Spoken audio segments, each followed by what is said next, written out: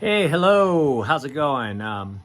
So today's vlog is just like an introduction vlog to what I'm about to upload in the future here. Right now I'm in my country home, in the shed I've been, in my tiny home that I've been building in the country.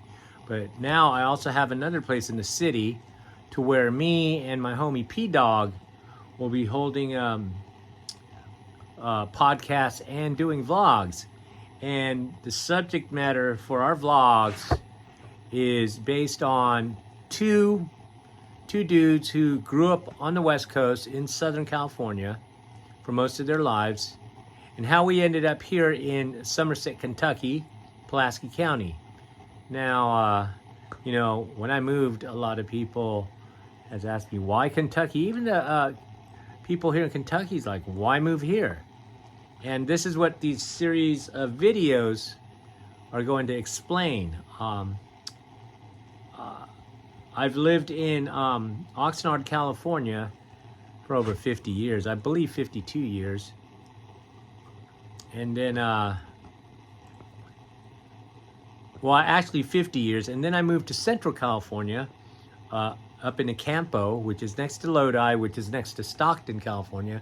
I lived there for 2 years, and then I finally moved out here to Kentucky.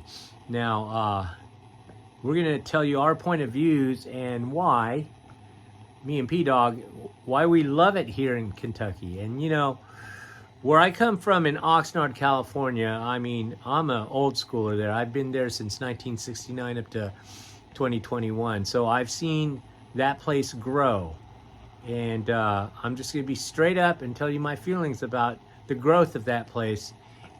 And right now, I believe it's overpopulated, it's too crowded, and geographically it's beautiful, but with the overpopulation, it made everything, to me, ugly. And plus, once I realized the cost of living here in Kentucky, holy crap, California's freaking way too expensive. And like when I was in California, I knew it was expensive to live, but I grew up there, so I really didn't see it till I came out here. And I'm going, holy crap. Now, they say, oh, you pay for the weather in California and the ocean, because I live by the ocean. And that's true. I love the ocean. The weather's awesome. But is it worth it to me to live there because of those two things? And I'm telling you right now, after living here in Kentucky, no, it is not worth it. And I say this, and it offends people, but I'm going to just be straight up and tell you how I feel about the cost of living in California and people choosing to stay there. And this is not directed at anybody, specifically at anybody, but this is just how I feel. But you are getting financially ass raped living in California. That's just the honest truth. Now, Kentucky is one of the poorest states in the U.S. Okay? And, as for big cities, they have Lexington and Louisville. And they also have like Richmond and some other cities. But they have a lot of towns and small towns and rural areas like where I live. And I'm telling you right now, after living in Oxnard and watching Oxnard get overpopulated and ugly, it's such a relief living here. It's like, for me, it's like going back in time, like in the 70s and 80s in Oxnard, where it wasn't as crowded. And the culture here is so different than what I grew up in California. You've heard of the term Southern hospitality. I've really never experienced that until I came here. I can't say enough about how nice the people are here in Kentucky, okay? It's crazy. Now, once again, I'm just describing me and my upbringing. In Oxnard, I grew up around a lot of Latinos, Mexicans, A lot. I mean, in my opinion, Oxnard was 80% Mexican, and in the area I grew up in, the south side of Oxnard, south side Chiques, that's where I grew up. I grew up with the homies and the homeboys, and you know, the quote unquote gangsters and stuff, and I've dealt with them because, well, I used to, you know, sell cannabis to them, a lot of them. I grew in Oxnard, and you know, I that's what I did for a side hustle, and it was successful. However, along with all that came, you know, the negative situations that can come with hanging around gangsters and stuff. I can honestly tell you, like, I've been in groups of my friends, and I got our group twice got shot at, and at one time I got shot at, and that's not cool. You know. And there was a time in the 90s where I would carry a gun for my safety. Okay. I didn't flash it. I wasn't trying to be gangster, but it's just the places I hung out, the people I knew, that kind of trouble followed me, and that you know, those types of situations. It wasn't like I was out there trying to cause trouble or anything, but you know, when you're selling weed and stuff, and you know, you have to go make a weed run, sometimes you go to some shady, sketchy places, and you have to protect yourself. Luckily, I never had to pull out my gun, ever. Wait a minute. Okay, maybe twice, but we're not talking about that. Anyways, that was the type of culture that I grew up with in Oxnard. Now, as I got older, like in my 50s and stuff, I don't know if it was as active as it was like in the 80s and early 90s. Okay, I mean, I know there's gangs, there more gangs developed, but I was old enough and I didn't just involve myself or had to go make you know, cannabis runs anymore, because people would just come to my house and pick up their product and stuff. So I kind of chilled out on all that too, and I was doing like positive things. So anyways, that's the kind of culture I grew up in, and you could see that shit like when I went to LA. You go to the gangster neighborhoods there. You know, I just knew what to do and what to look for. Then I moved to Central California, Stockton, Lodi, and Acampo. Acampo wasn't bad.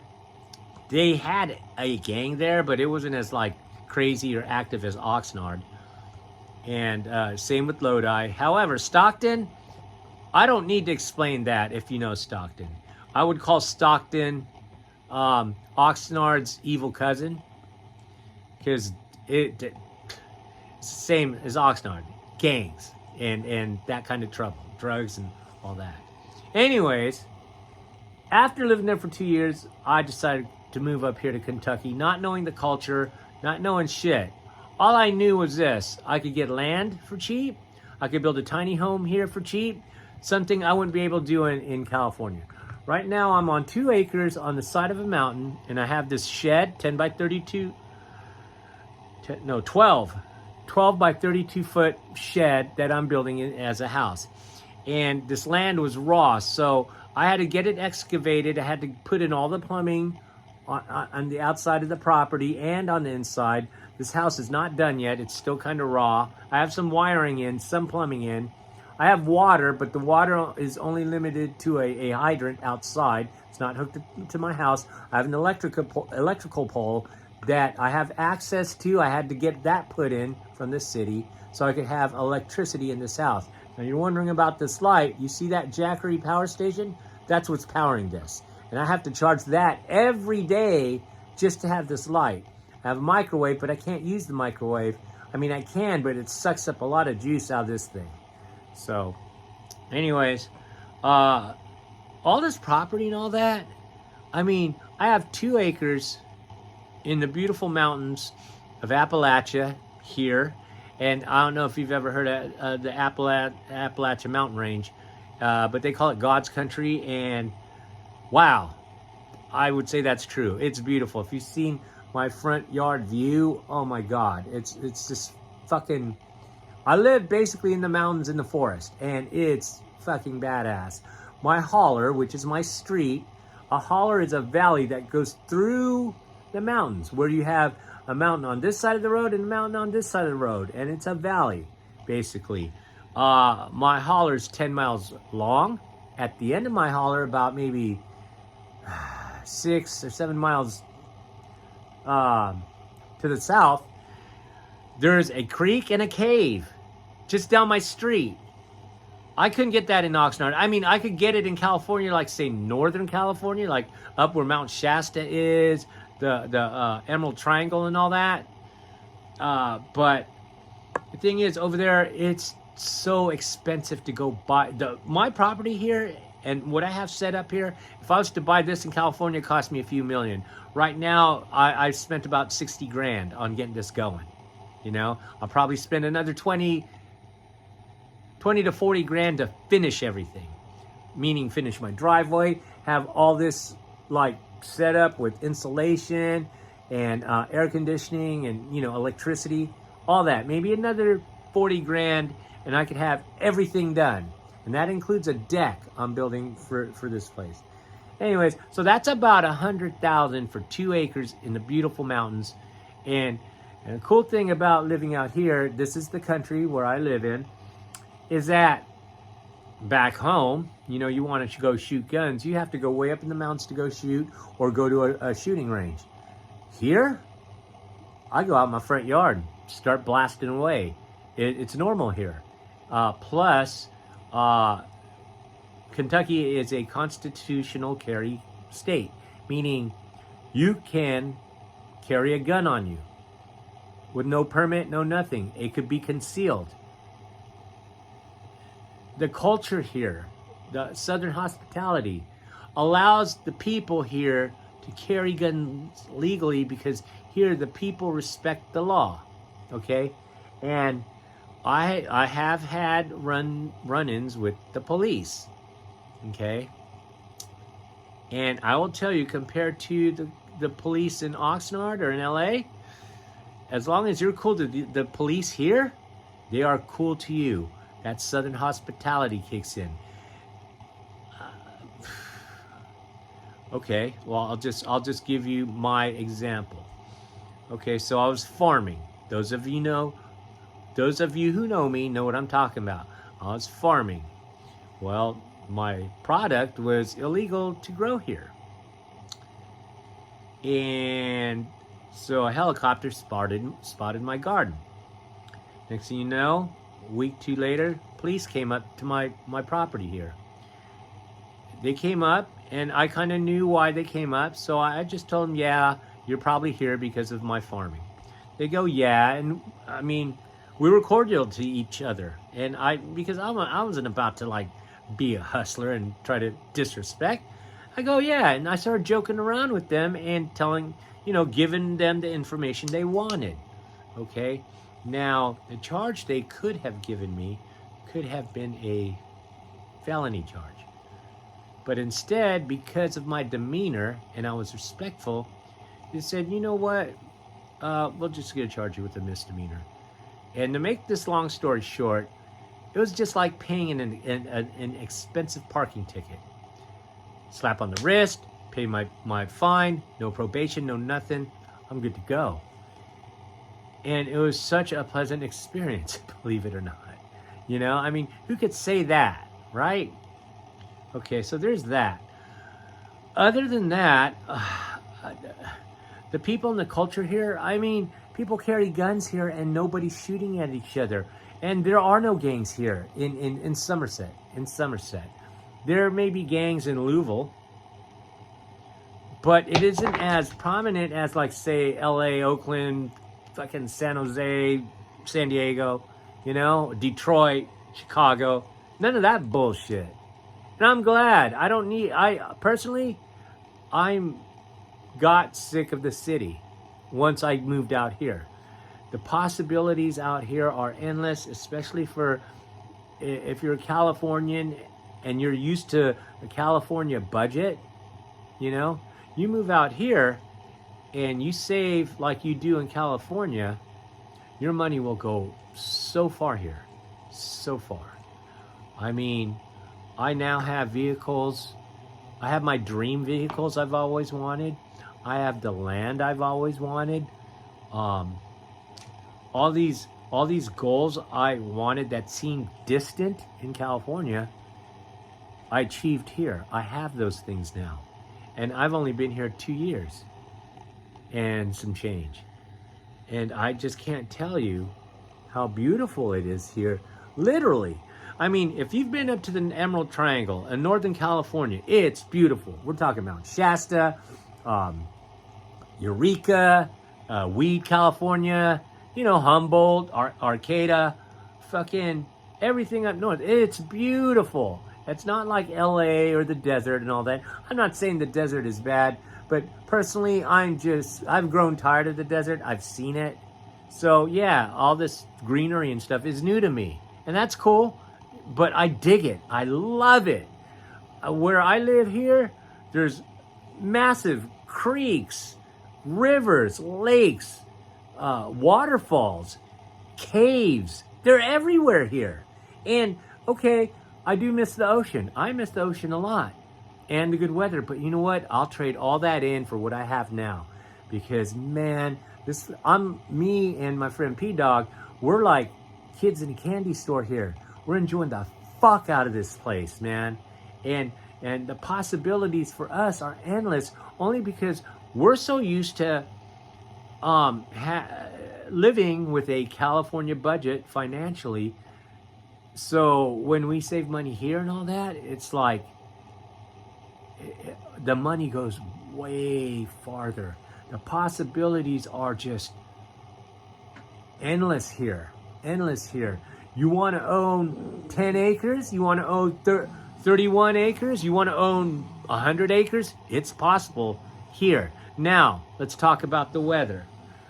I used to be a weather snob and say, fuck the 4 seasons.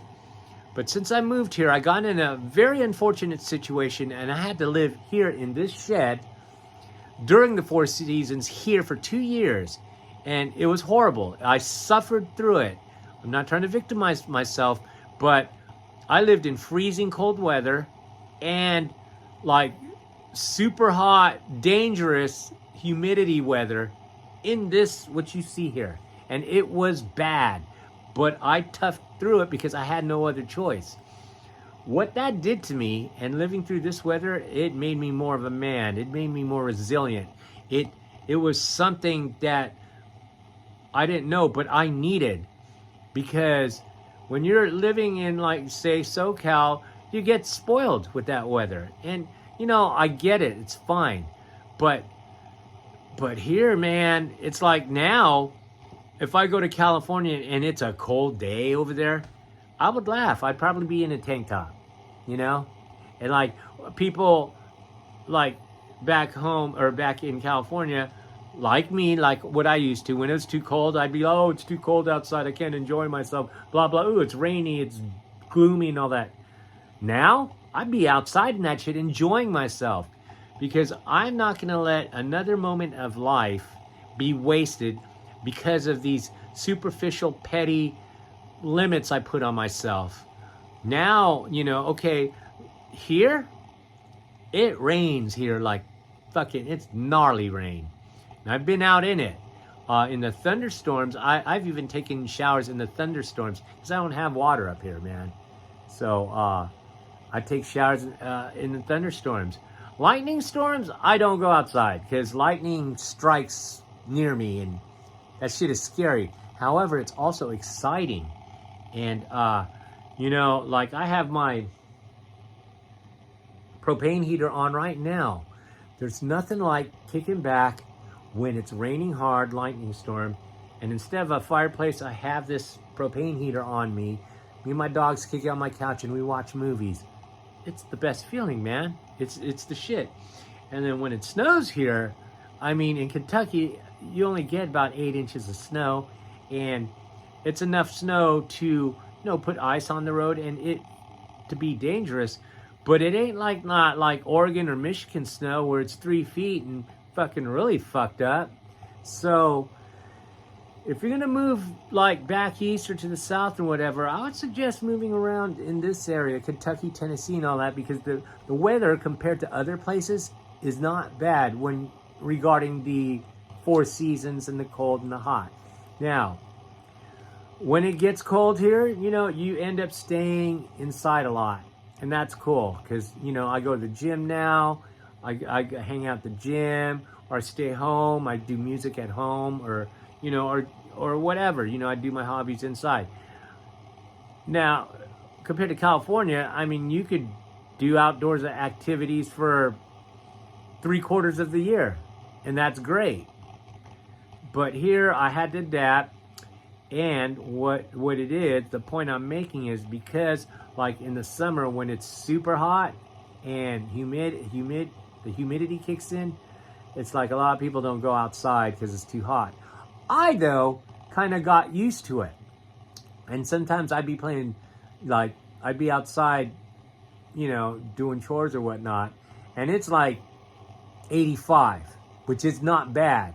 When it gets in the 90s and it's humid, that's when it's bad. And even I kind of acclimated to it, but it's not good for you unless you're really hydrating. So, some of the times I just stay inside the house. Now, when you do that and you can't go outside for, I don't know, a month or two during those seasons, when the nice season comes, like fall and spring here is like the weather in Oxnard. It's fucking beautiful. I mean, it's really beautiful. Like right now, it's cold at night, but it's tolerable during the day. It's like in the 60s, fucking clear sky, but when those seasons come, the seasons where you could go out and enjoy yourselves, you're more appreciative of those seasons after like staying in for the winter. And you're just, I'm just more driven to go do stuff instead of just getting stagnant and, start thinking like, in Oxnard, the weather was great, but then after a while, it to me, it's like, it got redundant, believe it or not. And I didn't see it at the time, but I see it now because I remember it'd be a nice day and I wouldn't do anything. I'd stay in. I had no reason to stay in because the weather was beautiful, but I'd stay in and not do shit, And now I'm just talking from somebody who's never been out here, and I'm enjoying the culture and the weather changes and adapting here. I cannot tell you enough about how nice the people are here. I mean, now here it's like 90% white people, There ain't nothing wrong with that. However, they do have a high population of Mexicans here, believe it or not. When I moved away from California, I was thinking, man, I'm going to miss Mexican food. Well, guess what? I'm not, because they have it here in Somerset. Now, Somerset is a town of, they say 20,000. And you think that is small, and it is small. Compared to what Oxnard is now, it's small. There's hardly no traffic. And if you look at the rush hour here, when I first saw it, I thought it was cute. One, because the traffic was moving. It's nothing like the Hollywood freeway or the 101, And it's perfect. The roads are clear like fucking 90% of the time. 100% of the time. The roads are clear. Now, I live 20 to 25 miles away from Somerset, the city. I live in Somerset, the country, but I live 25 miles away and 20 miles away from London. So I'm in the middle of two cities, or I should say towns, because you know, they're not like big ass cities, if you know what I'm saying. Like, it's like Oxnard way back in the 70s. That's what these little towns or cities look like. You should see the downtown on either of these cities. The downtown looks like a miniature State Street in Santa Barbara. Maybe a few blocks long and that's it. But the rest of it kind of looks like Savior's Road in Oxnard with the, you know, strip malls and all that. Except over here, it's a lot wider. It's a lot more scenic because there's hills and mountains and grass, and there's no bike paths. So it's like if you ride a bike on those streets, like in downtown, in Somerset, their main drag is a highway, Highway 27. But it looks like a bigger, wider Savior's Road in Oxnard, for those who know what I'm talking about. Man, I got used to the drive to town now. It takes me about 25 minutes to half hour to get to town, either one. But I got used to it. It's like, because the road is wide open. Wide the fuck open. No bumper to bumper, no smog. And speaking of smog, there's no smog techs here. I mean, they're not taking your money to register your car. Plus, the cost of living is it's incredible, man. Fuck, I can't tell you enough about it. Now, here, if you work, the minimum wage is $7.25, but a lot of the jobs here start off at 11 up to 13, $15 an hour. And if you spend right and all that, you can make that work here. Me, I could totally make that work here because I'm used to living in California. So, and stuff here, services and all that, it's way cheaper. Now, for people who live here, they may not know or realize that, because they've never experienced what I experienced in California. Okay? But if you're a Californian like me and you move here, it's a smart move. You can achieve your financial goals and some of your dreams. Say you wanted to own land. You can do it here, man. I almost bought 32 acres with a triple wide, mobile home. And it was a fixer-upper, but everything worked in it. 32 acres, 5 of those acres is workable, meaning it's flat. The rest is in the hills, and it's like unfarmable land, but you can make it farmable for $55,000. And what's cool is, like, where I live now, my property here that I'm about to buy, I go deer hunting right in front of my yard. I don't shoot at animals no more, and I cut down on eating like animal flesh. I'll eat it once in a while now, but I'm mostly plant-based because of my health and stuff. But you could do a lot. You have a lot more freedoms here than in California. I will tell you that much. I can't stress how nice the people are here. So fucking nice. So trustworthy. I'll give you an example. I go to like Walmart or whatever, big parking lots, I'll see a motorcycle or two or whatever parked wherever they park. And they leave their helmets on their bike. They just leave it there. I mean, anybody could pick it up, but no one fucking steals here. They don't do that shit here. Plus, it's clean. I mean, there's some litter, but I mean, compared to Stockton or LA, goddamn, dude, this place is fucking tight. It's clean. There's no, like, up in our holler, I could probably count all the pollution out there, like this trash. I could count how many pieces of trash out there and give you an accurate count in a 10-mile stretch. Plus, they have a prison by here, and what happens is they let those prisoners out to go pick up trash on all the highways and the country back roads, the haulers, and they do that every month. So the place is clean here. Plus, plus, okay, so I went to Lexington, man, and I went to the Rupp Arena, and I had to walk through downtown. You know what I noticed over there? One, it did not smell like piss in the parking structures. No piss, no graffiti, no homeless, no trash. Okay, I had to walk about maybe a mile from our parking structure to the arena, right? And I seriously did this. I counted how many cigarette butts I saw on the ground. 10 of them in a mile. 10 cigarette butts. I counted that shit. It's fucking unbelievable. Now, I know in other parts of Lexington, it's probably all hood.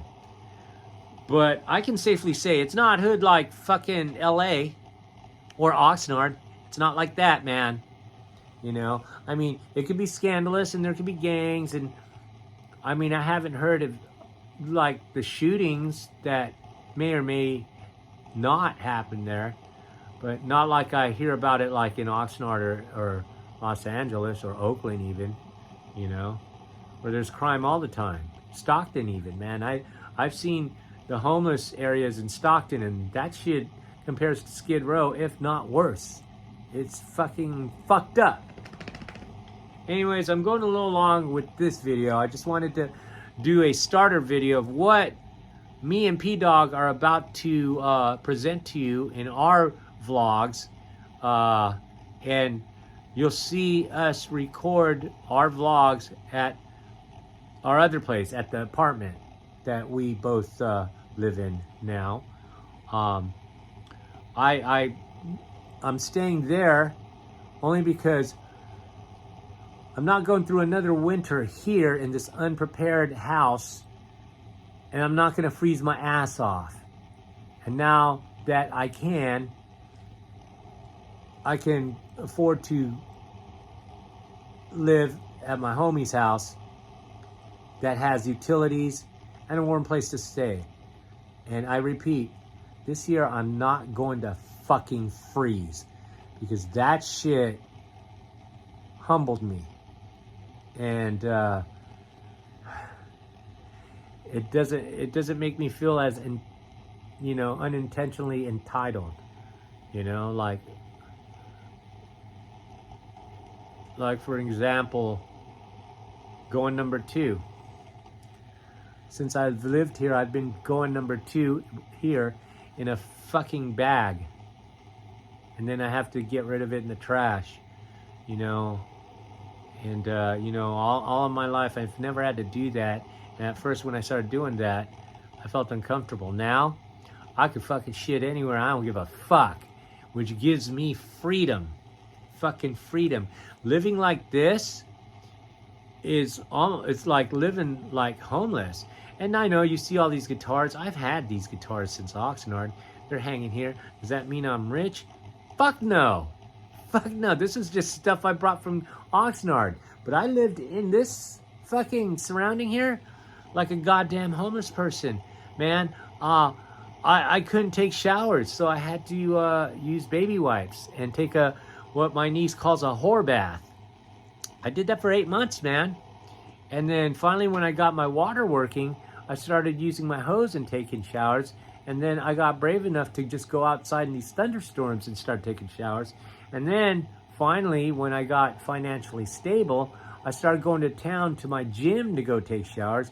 And people wonder, like, oh, why didn't you just go take showers at your gym in town?